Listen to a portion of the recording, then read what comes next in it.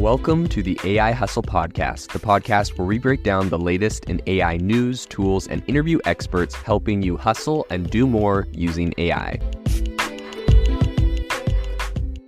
If you've been following the podcast for a while, you'll know that over the last 6 months, I've been working on a stealth AI startup.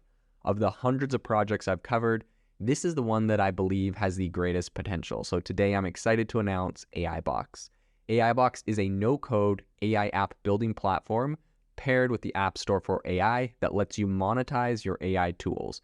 The platform lets you build apps by linking together AI models like ChatGPT, Midjourney, and 11 Labs. Eventually will integrate with software like Gmail, Trello, and Salesforce, so you can use AI to automate every function in your organization. To get notified when we launch and be one of the first to build on the platform, you can join the waitlist at aibox.ai. The link is in the show notes. We are currently raising a seed round of funding. If you're an investor that is focused on disruptive tech, I'd love to tell you more about the platform. You can reach out to me at jaden@aibox.ai. I'll leave that email in the show notes. Ever since the recent ban of ChatGPT by the Chinese Communist Party, there's been a lot of speculation about what is going to replace it in China. The Chinese Communist Party believes that ChatGPT is an American propaganda tool.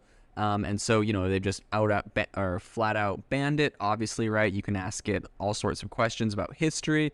This is going to make it a lot more difficult for China to censor, right? They have a pretty strong censorship on the internet where they can block specific pages that talk about specific topics that put them in a bad light. But with something like ChatGPT, because it could spit out anything or any piece of information, there's no way for them really to ban it without going straight to OpenAI or Microsoft and kind of, ratcheting up the levers of economics they have and trying to get them to actually remove certain things, which would have a lot of criticism as these tools are used all over the world. Maybe they would have to make a special model just for different countries. It would get a little bit messy and definitely put OpenAI and Microsoft in a bad light. So because this was an unlikely situation, the Chinese Communist Party decided that they would just rather flat out ban it. It's not in the hands of an American company, and that seems to be the way that China likes it, right? With bans on Google, Facebook, Twitter, Instagram, and everything else big that came out of America. So they flat out banned it, but this left a really big hole in the market. A lot of people were wondering what was going to replace it. A lot of different Chinese companies announced that they were going to come up with competitors, and so it's leaving a lot of people, questioning, will China be able to actually come up with better versions of ChatGPT or something even similar? So recently, China's Alibaba group announced that it actually announced that it had a generative AI model, and it actually started showing it off to people. So its version of this, tech chatbot is said to be integrated into all of the company's apps in the near future, which is going to be really big for China. It's called Tongyi Qingwen. It's an AI large language model, and it's essentially used to do a ton of different things. In their demo, they had it drafting invitation letters, planning trip itineraries, and advising shoppers on types of makeup to purchase. And, this is all the same kind of stuff we've seen from ChatGPT, nothing new. And an interesting thing is when they did their big launch, this is something I always look out for, was this a live demo or was this a film demo? So in this case, it was a filmed demo, essentially meaning it could be just completely fake that they have it. I'm not saying that that's the case, but film demo doesn't mean anything because anyone can, go use Adobe Premiere and just make a fake filmed thing and all the answers are perfect because you just put the answers in your video. So I'm extremely unimpressed with filmed demos. That being said, this thing looks like the same technology. If it wows anyone, I don't think that they're following AI very closely because it would appear that OpenAI is already miles ahead of them with GPT-4 and plugins and everything that they're already integrating into. That being said, it's initially going to be integrated into DingTalk, which is essentially Alibaba's workplace messaging app like Slack or Microsoft Teams. And it can be used to summarize meeting notes, write emails, and draft business proposals. It's also going to be added to Tmall Genie, which is Alibaba's voice assistant, right? Like Google Voice or Alexa or Siri. The technology, as they say, will bring about big changes to the way we produce, the way we work, and the way we live our lives. That's the CEO, Daniel Zhang. He told a live-streamed event that.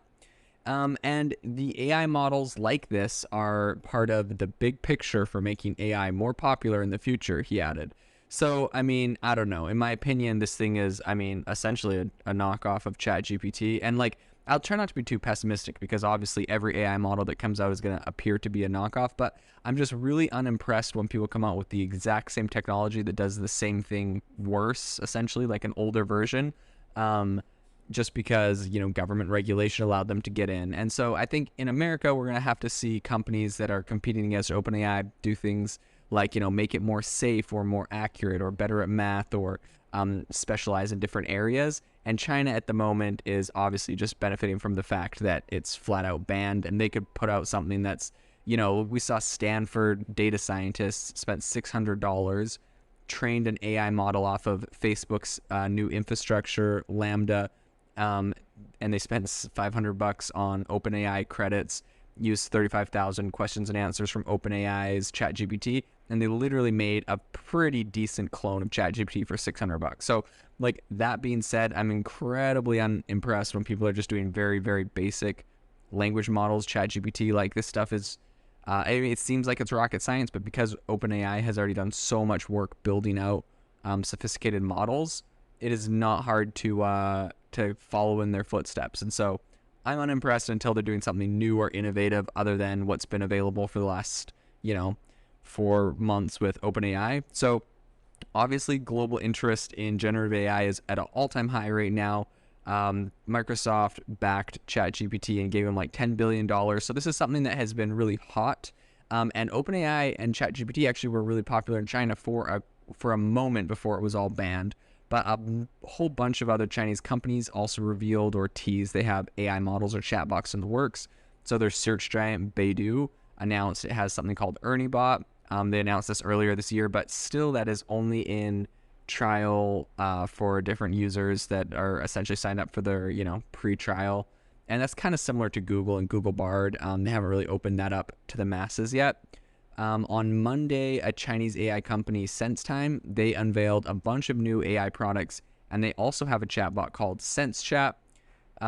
So the CEO of Alibaba and a bunch of other companies working on AI models are kind of like at the starting line of this whole new phenomenon in China, right? The growth was stunted. We're seeing this in other countries too, banning it, like Italy and other, Germany is talking about, and a couple other European countries. It's going to be interesting to see if these companies that ban it fall completely behind, because obviously OpenAI has the most money and it's been doing it the longest.